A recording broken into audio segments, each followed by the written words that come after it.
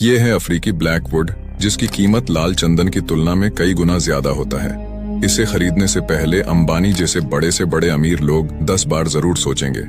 Blackwood पेड़ अन्य पेड़ों की तुलना में धरती पर बेहद कम पाया जाता है। इस पेड़ को पूरी तरह तैयार होने में लगभग 60 साल का समय लगता है, लेकिन केन्या और तंजानिया जैसे देशों में इसके अवैध तस्करी की वजह से समय से पहले इन पेड़ों को काट दिया जाता है, जिस कारण ब्लैकवुड की संख्या गिरती जा रही है। अफ्रीकी ब्लैकवुड का इस्तेमाल शहनाई, बांसुरी, गिटार, मजबूत फर्नीचर जैसे एक्सपेंसिव चीजें बनाए जाते हैं। इस लकड़ी की 1 किलोग्राम की कीमत 8000 पाउंड यानी 7 लाख रुपए से भी ज्यादा होती है।